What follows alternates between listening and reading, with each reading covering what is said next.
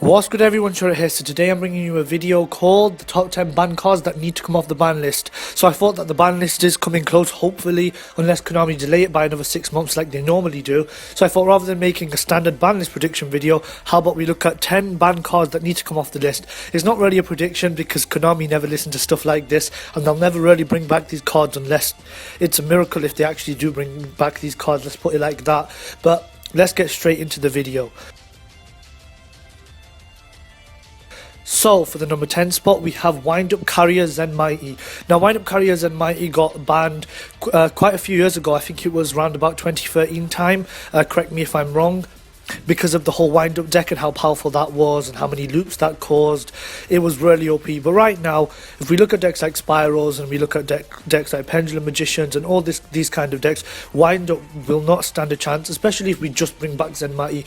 Even if you bring back Zenmaity to free, we still have the other wind-up cards which are on the Forbidden and Limited list, so I really don't think the wind-up loop is going to cause much problems, and I think wind-up carrier Zenmaity definitely deserves to come back just to allow people to mess around with the wind-up deck, because Yu-Gi-Oh! Konami care about the competitive player base, of course, because that's how they make their money, but for us casual players, we really do like messing around with old decks. That's why I love Nekroz so much.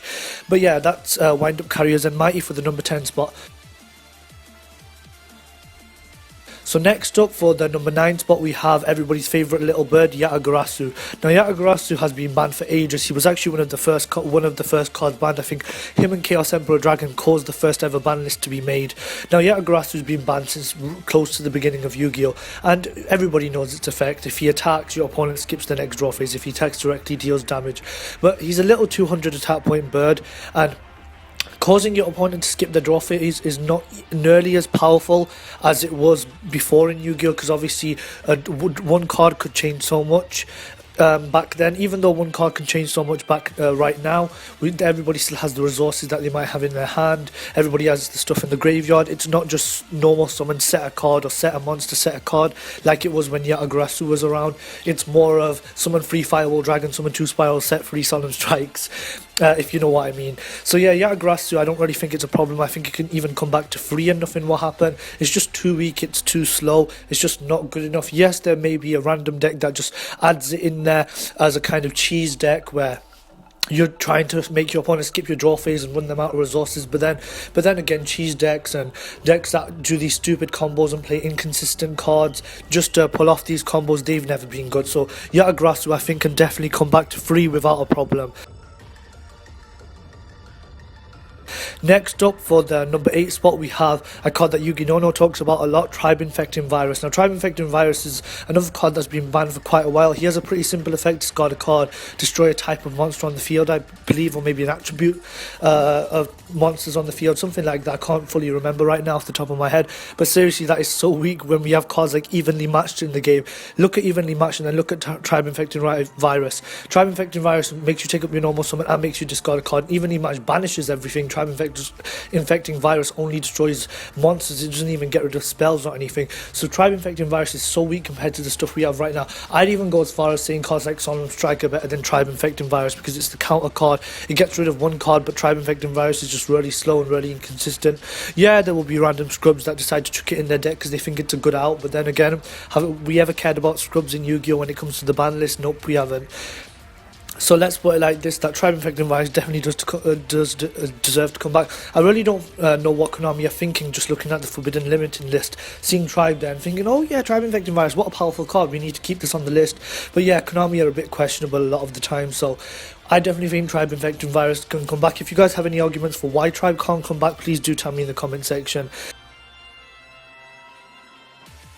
Next up, we have a more controversial choice, and that is Apoqliphort Towers. Now Apoqliphort Towers did get banned more recently during just after Nekroz format, obviously on that list which destroyed Nekroz as well, I believe. Now Apoqliphort Towers, don't get me wrong, is a super strong card, but then when you think about it, we have Masterpiece, which is an easier way of summoning Apoqliphort, and a better version of Apoqliphort Towers that's easier to summon.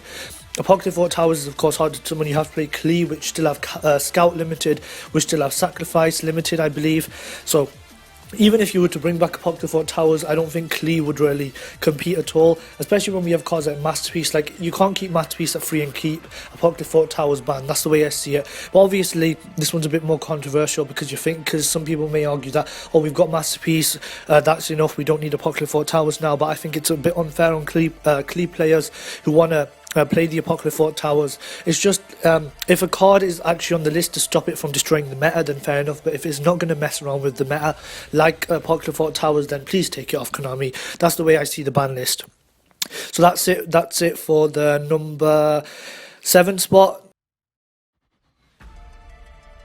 Next up for the number 6 spot, we have another controversial choice, and I've actually done a ban list freedom on this. I've done a ban list freedom on quite a few of these cards, but I decided to make a complete video showing off the 10 cards that I definitely think should come off. But for the number 6 spot, we have Spellbook of Judgment. Now, Spellbook of Judgment is of course an extremely powerful card. Don't get me wrong, I'm not saying Spellbook of Judgment is weak, and I'm not saying you should actually bring it back to 3. I think bringing it back to 1, just to power up the Spellbook deck a little bit and allow Spellbook players to have a one-off power card, because that is the issue with Spellbook. They have their new Spellbook of Rudra card, or maybe that's the OCG name, I can't remember the TCG name. But the Spellbook of Judgment, if you were to bring it back to 1, I really don't think it would do much. Yes, it's an extremely powerful card, and yes, if it was to come back to 3, Spellbooks would be really good. But I think if you bring it back to 1, that would be alright. I'm not saying that every single card on this list needs to come back fully to 3. Spellbook of Judgment back to 1, I don't think it would do much, because it's less consistent, harder to get to. If you're going to normal summon your blue boy to get Judgment, you don't necessarily have the resources to be able to resolve Judgment properly and get as much pluses as you did before when you had free Judgment, and you could easily have Judgment and other cards to combo off with it. And overall, even right now, the Spellbook deck, even if Judgment was to come back to 3, which I do not recommend at all, I still question whether or not that deck would be competitively viable with Judgment at 3. So that's it for the number 6 spot. Let's go off to the number 5 spot. So for the number 5 spot, we've got Daigusto Emeral. Now, Daigusto Emeral, not Emeral. Daigusto Emeral, a bit hard to say that for some reason. But yeah, he's a card that was got banned last year on one of the most recent lists, and that was because of Zodiac format. But even when Emerald got banned, I was thinking, why would they ban Emerald? That seems a bit overkill. And yes, it is overkill. Even if you bring Emerald at 3 is questionable, of course, because you can loop them, you can put one in the graveyard and the other emerald can put it back, and you never run out of emeralds. So I think if you bring it back to 1, there would be no problem whatsoever. It's really annoying that decks like Nekroz can't utilize Daigusto Emeral anymore just because Zodiac abused it. Emerald was a really good card in Nekroz where you could put back your Unicore, your Brio, and then get access to them again. But obviously Daigusto Emeral is banned now.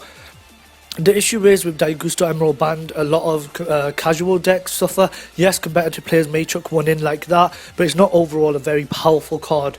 It's more in combination with broken cards that makes it really good, like with the Zodiac deck. So I think that now Zodiac are gone, and now that we haven't really got much like them apart from Spirals. Yes, Spirals could utilize it, but it's a bit harder for Spirals to use it because they have to use up more resources to get access to it. So I think Daigusto Emeral could definitely come back to 1 at least. If you guys disagree with me, please tell me in the comment section. Next up for the number 4 spot, we have Evolzar Exciton. Now I've done a ban list freedom on this very recently, and I'm not going to go over this too much because it's pretty obvious. It got a reprint in Battle of Legends Light's Revenge, and everybody thought it was coming back, and it didn't come back. And I definitely think even if it was to come back to 3, only some people would play 1 copy. Most people would play 1 copy. 1 copy is what you need.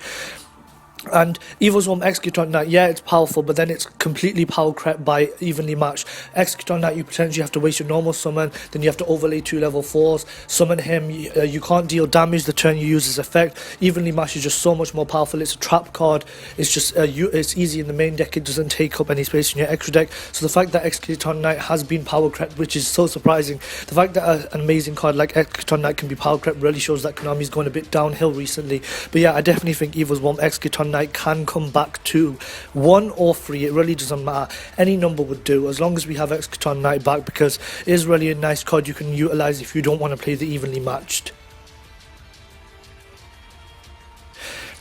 Next up for the number 3 spot, we have a card that so many people are screaming to come off the list, and that is Shaddoll Construct. Shaddolls are one of the most popular decks ever, I believe, and Construct is necessary for that deck to be good. They got their new Link Monster, which really wasn't all that. So we really do need Construct back.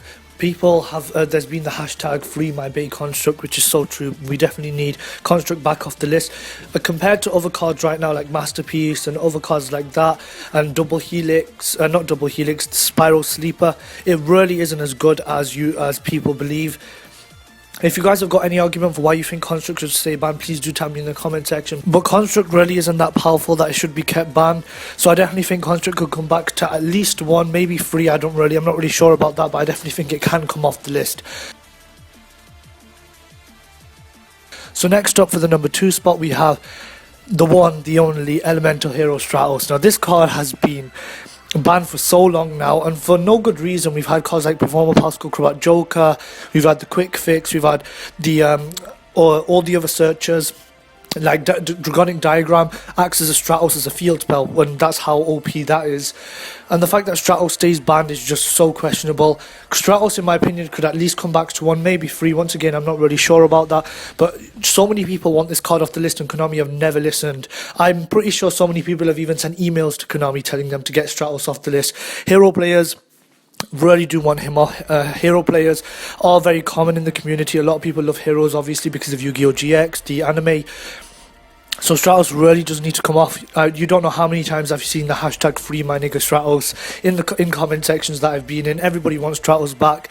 Whenever a Forbidden Unlimited list come back, the first thing I check is either if Stratos is back, and of course if I'm back yet, and that's really why Stratos should come back. And now, talking about me for the number 1 spot, we have Shurit, Strategist of the Nekroz. Now you guys are probably thinking, this is rigged, biased and everything. Yep, that is pretty true. I am pretty biased. Shurit definitely needs to come back. Nekroz needs Shurit so much. Nekroz, if Shurit was to come back to 1, we still have Brio and Unicore Limited, even though I think they should probably come off a bit as well. But that would be a bit unfair to other decks if we were to take off so many cards. But I'm trying to keep it a bit fair here. Shurit definitely deserves to come back to at least 2, I believe. Shurit is such an amazing card, but because Unicorn and Brio are still limited, if you were to put Shurit back to 2, I don't think the deck would do much. I think it would pop up here and there in the competitive player base, like maybe a tier 2 or tier 3 deck, but I don't really think it's going to disrupt the meta. So that's why I definitely think Shurit should come back. And obviously Shurit, my favourite card myself, it should definitely come back. And I hope you guys can all agree with me on that, because I'm pretty sure my subscribers want Shurit off the list, if you know what I mean. So that's been it for my top 10 cards that top 10 ban cards that need to come off the list. If you guys disagree, or if you guys have any alternatives, please do tell me in the comment section. Be sure to share the video because we need that exposure. This has been Shurit. Peace.